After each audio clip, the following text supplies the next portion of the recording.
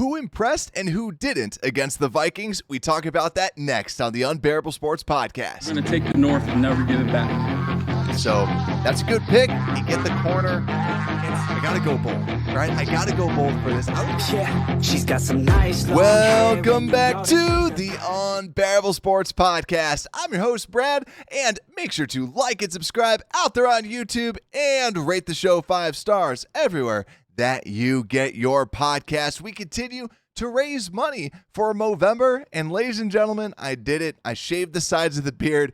We got the mustache going. It's glorious. I ended up getting a haircut too, but we're donating a portion of what we make with this show over to the great Movember charity. Link down below in the description if you want to make a charitable donation yourself.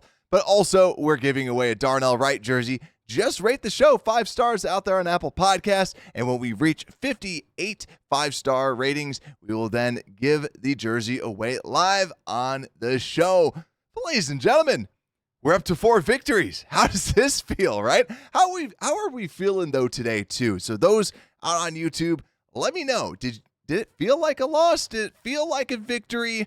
How are we feeling? It was kind of a gloomy day, obviously, when you get 4 field goals. But still, a win is a win. Bears 4-8, and the Vikings are down to 6-6. So we're going to be doing what we always do. We're going to break down the statistics and also talk about the game balls, who looked good, who didn't. And fair warning, I wasn't able to watch the All-22. It's still not out yet, so I wasn't able to watch it. But you better believe I'm going to grind that tape because I really want to see what Justin Fields was up to when he wasn't throwing screen passes. So let's talk about that real quick as we go into the statistics, because it was all screens. And I posted this out on Twitter. Justin Fields threw for 27.9% of the plays called, or for the passing plays, were screens. That's just absurd. I believe that it was Will Levis is the next quarterback that throws the most number of screens, and that's at 18. So also, Justin Fields typically is at about 13% of the passing plays are screens. The Bears said, you know what? Let's double this and go almost 28% of the plays of the offensive passing plays were screens. But that didn't stop Justin Fields from throwing 27 of 37, 217 yards, sacked 3 times, no touchdowns, no interceptions. But also Justin Fields, 59 yards on the ground. Roschon Johnson, 35 yards on the ground. Got bulk of the carries with 10 carries versus Khalil Herbert's 6 carries for only 24 yards. And receiving, DJ Moore, still a bad man, 11 catches, 114 yards on 13 targets. The dude is good. And then on defense, Terrell Smith actually led the team with 8 tackles, Tremaine Edmonds with 7, and TJ Edwards with 6. But the defense did end up playing pretty well, only allowing 185 yards from Joshua Dobbs, 169 total if you factor in the 2 sacks that the Bears got. But they also had 4 interceptions and let up only 1 touchdown. On the ground, they did let up 4.3 yards rushing, which is actually pretty high for the Bears, all things considered. But Josh Dobbs had 2 carries for 11 yards, and Madison 10 carries for 52 yards. But let's get into this, right? Because the game itself seemed very defensive, right? The defenses came to play, and there was also a sprinkle of bad offense throughout it. And I think the biggest person to blame is Luke Getsy. I thought Luke Getsy had a terrible game plan. I know that screens are good against the blitz, and the Vikings love to blitz, but it seemed like that was all that Luke Getsy had up his sleeve, and he just kept throwing screen after screen after screen, and it just wasn't going well. But even when it comes down to Justin Fields, and this is something where I really want to watch the game tape over to see, were people open? And I think that's the big question that I want to answer, and that the All-22 will answer for me, because when I look at Justin Fields, here's something that I know a lot of people are concerned about him holding the ball. When he was holding the ball in the pocket, he was holding it for 4.3 seconds when it wasn't a screen pass. The average is 2.9 seconds. That's around 50% increase. So that's why I really want to go back and see Was it no one open? Do you blame Fields for that? Do you not? That's something that I don't have the answer to today, but I will throughout this week. But that is something to at least look through. But I thought the offense, obviously, we need to capitalize. This is another week where we just come away with a lot of field goals. And I do think that a lot of it is on play calling. The Bears have had an efficient game and the offense looks good. Then all of a sudden they get down in the red zone and there's only 2 or 3 yards and they say, I think a wide receiver screen, ironically enough, that looks exactly like that play that I have up there. Let's call that to get the couple yards rather than Roschon Johnson, who was running people over, and Justin Fields, who does a very good job running the football. That's where a lot of the play calling to me was frustrating. But on the flip side, I do want to say that the defense looked pretty good. And we have to say that this defense is looking good under Matt Eberflus. And for those that are not fans of Matt Eberflus, which is majority of the Bears population, we're out here wanting a new coaching staff, and it gets nerve-wracking because his defense is looking good. And this is a game where Josh Dobbs was still putting up. They were still putting up easily over 20 points a game. I want to say it was actually 27 points a game that they were putting up. Now they go against the Bears and they only get 10 on their home turf. That's impressive for the Chicago Bears, and they came out and played well. And we'll break down the defense. A lot of players played very, very well.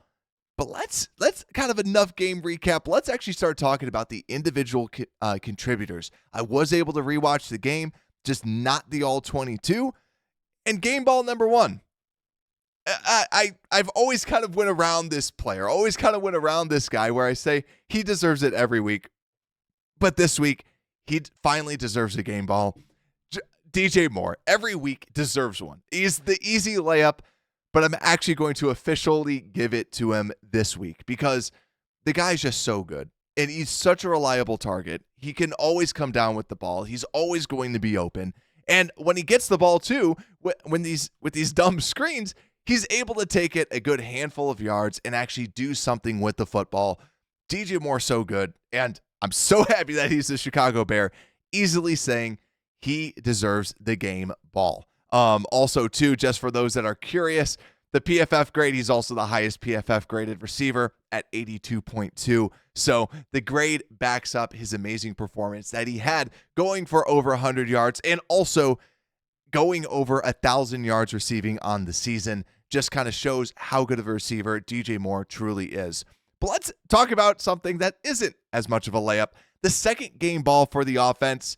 I went back and forth on this one. I'm giving it to Cole Kmet. Cole Kmet has been one of my favorites when I watch him. I don't know what you guys think. Also, let me know down below in the comments, who are you giving your game balls out to on offense, on defense? Because to me, Cole Kmet, he's just such a reliable target. And you see him. He gets the ball and he just plows forward. He just exemplifies the Chicago Bears. And that's something that I really do like about him. The blocking, the catching, the receiving, the hitting. Right, he's not the greatest blocker in the world, but he blocks. He's an inline tight end that you need, and he continues to give you good production. For those PFFers out there, 75.4, so the 4th highest graded offensive player. I just thought that he looked very good, very kind of solidifying himself as just this easy target to always kind of dump the ball off to. He's been doing this every week, and this week was no exception. The other people that were kind of honorable mentions, probably the biggest person, because Justin Fields, I didn't feel like giving it out to him because I do want to watch the tape to see, are some of the holding onto the ball, is that on him? Is that on other people? Who's kind of at fault with some of these? The person, though, that I came away impressed with rewatching the tape was Braxton Jones. Braxton Jones, to me, is one of the most underrated players, because I know some people are still like, we need Olu Fashanu, who is a good offensive tackle out of Penn State. For those that don't keep up with the NFL draft, he's kind of the next like big guy to be on the lookout for. But here's Braxton Jones only allowing 2 pressures. That's very, very good at the left tackle position, especially talking about a team that always is trying to pressure the quarterback.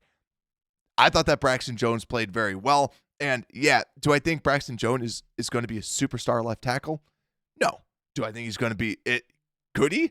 Maybe. but I think he's a very good left tackle, really, really good, and he's showing a lot of progression with the pass blocking. Last year, he was one of the best run blockers that I saw.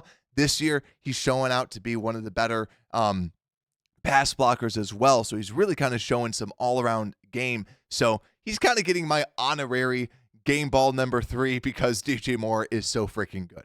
But like I said, let me know down below in the comments, who are you giving game balls out to? Because I'm curious who people think had a very good game. But now, everyone's favorite segment, Take a Lap. The people that just kind of frustrated us. Now, let me know down below who frustrated you. Who, when practice rolls around, you say, you got to take a lap. You're in trouble. We don't like the way that you did this, right? And maybe I should just call this the loaf segment because that's actually what the Bears do. But I wanted to say take a lap, and easily on offense, it's Luke Getsy. I don't know how it's anyone else. This was one of those games when you're looking at the offensive game plan, and I'm pretty sure everyone's looking at this going, what are we doing? And I think what's so frustrating is I am a huge Darnell Mooney fan. And seeing how Darnell Mooney is not being used, how you have this 180-pound guy soaking wet, and you're using him as a blocker as much as you can, let him catch the ball. Put him in position. And some of this is Fields not getting him the ball right, but I think that it's also Luke Getsy not putting him in proper positions. I thought that it was a terribly coached game. This should not have been a close game. The Bears should have absolutely dominated, and I thought Luke Getsy called an absolutely horrific game. Yes, Justin Fields fumbling and losing 2 footballs is borderline take a lap, but I thought that overall you can't excuse this game plan. And I normally don't like calling out coaches, but it was bad. It was a really bad game plan. Luke Getsy, you deserve to take a lap when you get back down to the Chicago Bears practice facility. But let's talk about the next take a lap. And I got to go with the defensive side of the football. And this person, I've talked about him. I'm a big fan of this player. He has very up and down games. And I think that this is more of a credit to just how good the defense has looked, right? Because when you look at who didn't look good on the defense, everyone kind of looked good.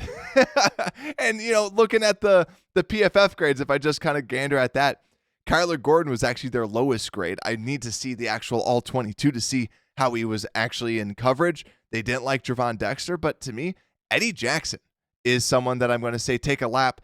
He has these amazing games, and then he has these kind of games where you go, were you supposed to be there? Or why didn't you make this play? He let up a touchdown. He was on that play. But I just thought overall this is just one of his kind of down games. It's not saying it was terrible or horrific by any sense. I think it's more credit to just how this defense looked. This defense looked good. A lot of good people played very well on this defense. That's how you got the 4 turnovers. And Dobbs is not someone to just kind of sleep on. He has been playing well, and you have to credit this Bears defense. If you're sitting out there going, it was a backup quarterback, have fun with that. This is a player that was looking really good until he hit the Chicago Bears defense. It's an exciting thing to have that the defense is starting to click and play together. Now, let's start handing out game balls, right? Let me know, as you should, who deserves a game ball on this defense, because I'm going to start with the one and only Jalen Johnson. Rewatching this game, even when watching this game, yes, he dropped another pick 6. This is what he does, right? This is the reason why they don't want to give you a good contract. And I hate saying that, but it is. When you make those interceptions and you make those big plays, you get the big contract. Jalen Johnson drops an interception, but he made a very good interception as well. So he should have had 2. He was targeted 5 times and they only completed 2 catches on him. And every time someone caught the ball, the dude just made the tackle. The guy seemed to be all over his players. He's also the highest graded player on PFF, so the grade backs up what I saw just rewatching the game. The guy just seemed to be next level, playing out there. This is what good players do. That's what Jalen Johnson did. So overall, great performance by Jalen Johnson. He gets the game ball. And who gets my final game ball? I got to give it to Montez Sweat. This guy, he came in and we saw exactly what he does. There was a handful of running plays where he was able to seal the edge and make the tackle. And then there was obviously the 1.5 sacks. You're going against Brian O'Neill, one of the best right tackles in the game, and you get 1.5 sacks.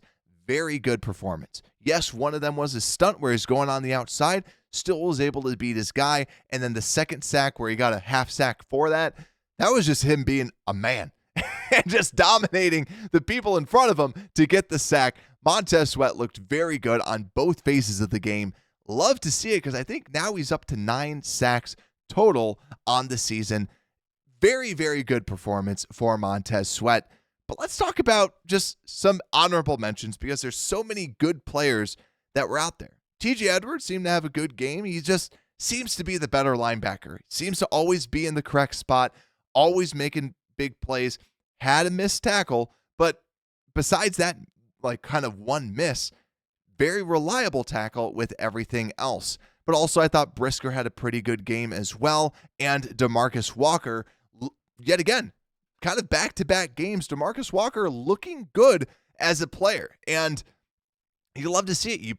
You paid kind of that extra little bit of money for this guy, and he's giving you better performances week after week. So hopefully he can continue to build off of this.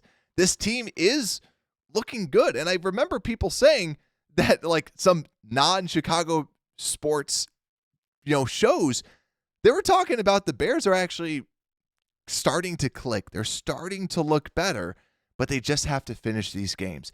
That's what Matt Eberflus talked about. He's giving game balls out to everybody on this team. And quite frankly, everybody really did play except for Mr. Luke Getsy. This should not have been this close of a game. But like I said, I'm going to grind the tape. I'm going to go watch the All-22, and I'm going to break down what Justin Fields looked like because that to me is the biggest question mark. How did Fields actually look like? And I should hopefully get that answer for everybody. But like I said, let me know what you guys thought of the game.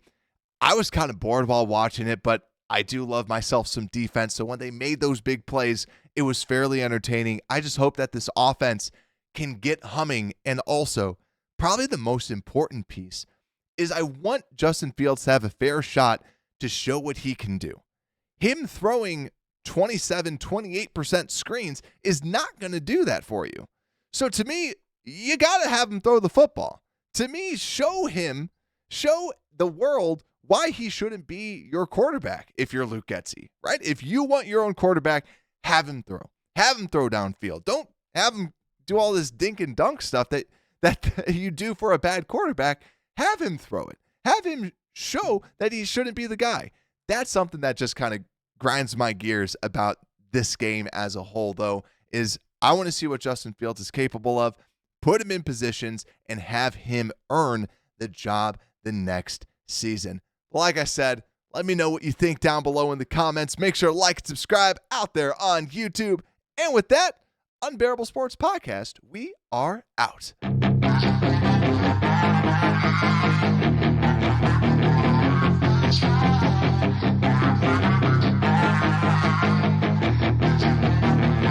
Yeah, she's got some nice long hair and